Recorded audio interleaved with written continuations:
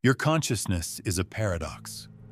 What if the only thing that's truly real is you asking that question? What if the solid ground beneath your feet, the air you're breathing, even the very thoughts you believe are your own, are all just part of an elaborate illusion? This isn't the premise of some sci-fi movie. It's a single, terrifying problem that has haunted philosophers for ages and is now cornering modern scientists. It's a problem that suggests nothing you see, hear, or touch is real, that the only certainty in the entire universe is your own awareness. For millennia, we've worked on a simple assumption. The world out there is the real world, and our senses are just windows looking out at it. But a wave of discoveries in philosophy, neuroscience, and quantum physics is forcing us to confront a chilling idea. While it's not a mainstream scientific consensus, some interpretations of these discoveries entertain the notion that the universe might be a kind of projection, and your mind isn't just a passive observer, but the very thing that helps create it. We're about to explore this paradox on a journey that will challenge the very bedrock of your reality. Section 1. The historical haunting. This deep uncertainty isn't new. For as long as we've had recorded thought, we've had thinkers who dared to question their own eyes. 2,500 years ago in ancient Greece, while his peers were debating whether the world was made of fire or water, a philosopher named Parmenides of Elea made a bold and bizarre declaration. Change is an illusion. He argued that everything we perceive, motion, time, birth, and death, was a fiction created by our flawed senses. He drew a sharp line between the way of truth, a single, eternal, and unchanging reality, and the way of opinion, the messy, chaotic world we think we live in.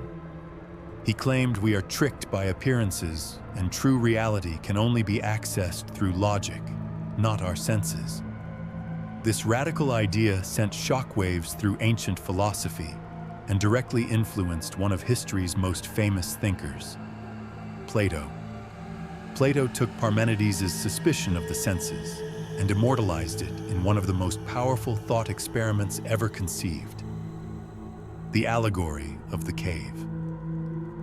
Imagine, Plato said, a group of people who have spent their entire lives chained inside a dark cave, staring at a blank wall. Behind them, a fire burns, and puppeteers cast shadows on the wall in front of the prisoners. For these prisoners, the shadows are reality. It's all they've ever known. They give the shadows names, study their movements, and believe them to be the full extent of existence. Now, imagine one prisoner is freed. He's forced to turn and see the fire and the puppets. The light would hurt his eyes, and the objects would seem less real than the shadows he's used to. If he were then dragged out of the cave into the sunlight, he'd be totally overwhelmed. But eventually, his eyes would adjust, and he'd see the true world.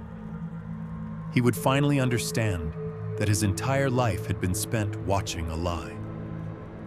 The shadows were just faint, distorted copies of a higher, truer reality. This allegory is a powerful metaphor for our own condition.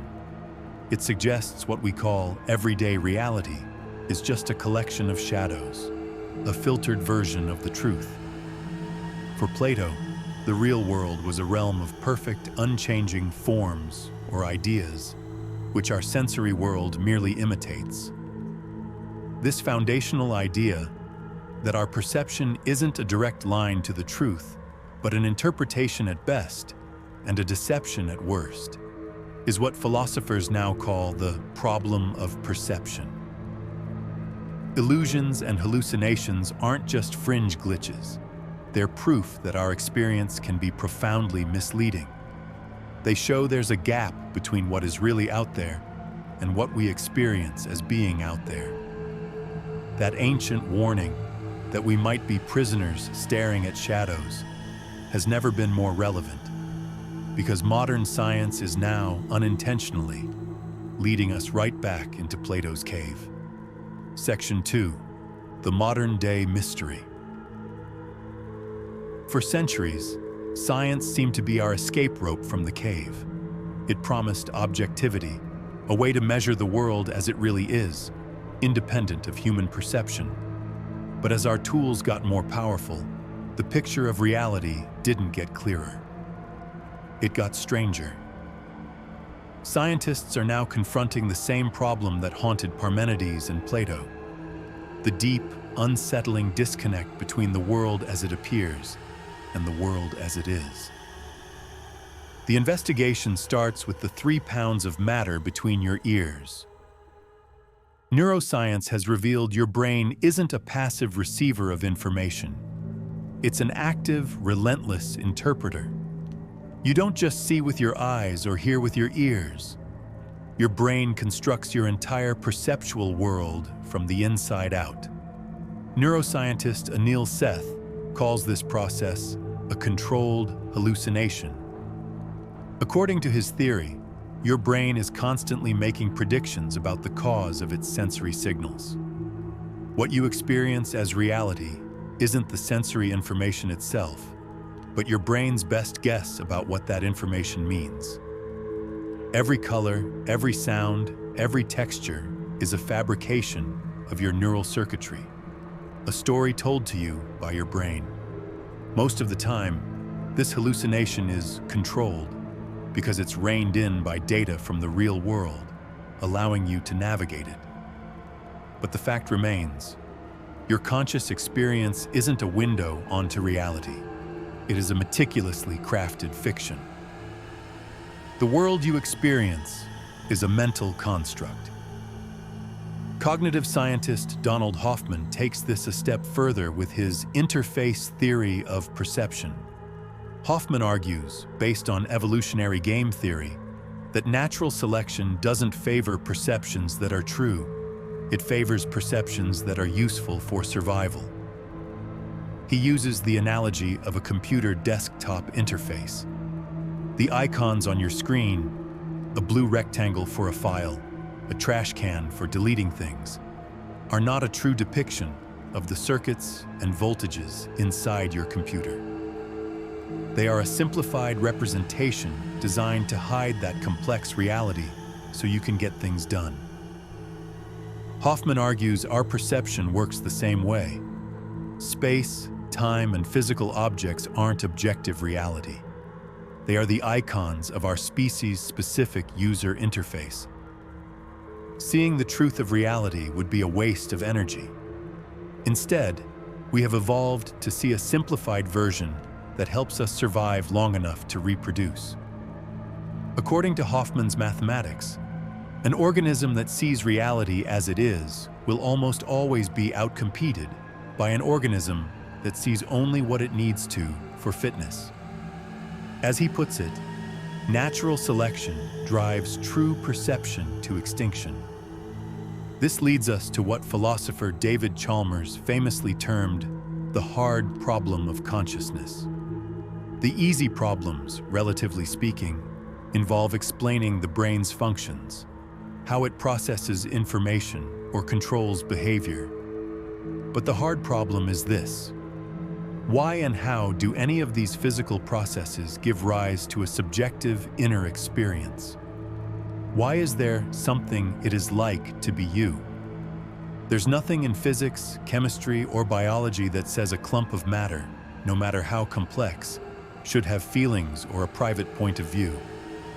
Why isn't it all just dark inside? This gap in our explanation isn't just a missing puzzle piece. It suggests the puzzle itself might be fundamentally different than we assume. It opens the door to a radical possibility. Maybe consciousness isn't a product of the physical world, but the physical world is a product of consciousness. Section 3, the revelation. If our perception is a controlled hallucination, and science is still grappling with the hard problem, we have to consider a paradigm-shifting alternative. What if we have the relationship between mind and matter completely backward? Here, we confront the paradox in its most chilling form. The idea that the universe isn't a physical system that produces consciousness, but that consciousness is the fundamental ground from which the physical universe is projected. This line of thought gets unsettling support when we look at the bizarre world of quantum mechanics. At the subatomic level, the solid, predictable world dissolves into a haze of probabilities. Particles like electrons can exist in multiple places at once, a state called superposition. They aren't definite things, but waves of potential. But the moment you try to observe them, the moment a measurement is made, this wave of probability collapses into a single, definite state. This is the famous observer effect, and it has led some physicists and philosophers to a speculative and controversial conclusion: that the act of observation, or perhaps even consciousness, is what brings reality into being. It's crucial to note that most physicists believe the observer is any form of measurement, not necessarily a conscious mind. Still, a speculative theory known as biocentrism, championed by scientist Robert Lanza, argues explicitly that consciousness creates reality. In this view, observers define the structure of physical reality itself. The universe, Lanza's work suggests, doesn't just exist out there. It is rendered into existence by being perceived. This brings us to the modern version of Plato's cave, the simulation hypothesis. Proposed by philosopher Nick Bostrom, the simulation argument doesn't claim we are in a simulation. It presents a trilemma, arguing one of three propositions must be true. 1. Civilizations like ours almost always go extinct before being able to run ancestor simulations. 2. Advanced civilizations have no interest in running them. Or 3. We are almost certainly living inside a computer simulation. If you believe consciousness can be simulated and a future civilization would have the computing power to do it, then the number of simulated minds would vastly outnumber the real ones. So, if you were to pick a conscious being at random from all that exist, the statistical probability is that you'd be one of the simulated ones. In this scenario, our entire universe is just rendered data. The laws of physics are just lines of code. Your life, your memories, your very consciousness would be part of a program. It's a terrifying thought, suggesting our reality is a fragile construct, dependent on a system we can't begin to comprehend. Whether you call it a hallucination, an interface, a quantum projection, or a simulation, these ideas all converge on one destabilizing point. The reality we experience is not the fundamental reality. It's a constructed reality. And the one common element in all these scenarios, the one thing that must exist for any of this to be experienced at all, is awareness itself. This is a deep and unsettling rabbit hole, and it raises more questions than it answers. What does this mean for our sense of self, for free will? And what is the nature of the reality that lies beyond our perception? I'm genuinely curious to know what you think. Is your mind blown, or do you think this is just philosophical nonsense? Let me know your perspective in the comments below. And if you enjoy grappling with these kinds of reality-bending questions, be sure to subscribe and hit the bell so you don't miss our future explorations. Conclusion: the lingering question. We started with a simple question. What if nothing is real except your awareness? We've journeyed from the shadowed walls of Plato's cave to the probabilistic haze of the quantum realm, from the predictive brain to the cold logic of the simulation argument. We've seen how ancient philosophy and cutting-edge science, despite their different methods, have arrived at a remarkably similar and profoundly uncomfortable conclusion. Our experience of the world is not a direct perception of reality. It is a fabrication, a projection, a shadow play. The chair you're sitting on, the screen you're watching, the body you call your own, all of it might be a set of icons on a user interface, a controlled hallucination generated by your brain, or data points in a vast cosmic simulation. These theories dismantle our common-sense view of the world, leaving us with a dizzying paradox. We seem to be both the creators of our universe and prisoners within it. Our consciousness appears to be the very source of the reality we experience, yet we're bound by the rules of that reality, unable to see beyond the walls of our own perception. This doesn't mean that nothing matters. Your pain is still real to you. Your joy is still real to you. The experience is real, even if the world causing it isn't what it seems. But it does change the nature of our quest for knowledge. Maybe the goal isn't to perfectly map the shadows on the cave wall. Maybe the goal is to realize we're in a cave in the first place. So, we're left with one final, lingering question. If your entire universe, everything you've ever known, seen, and loved, is a projection of your mind, then what exactly are you?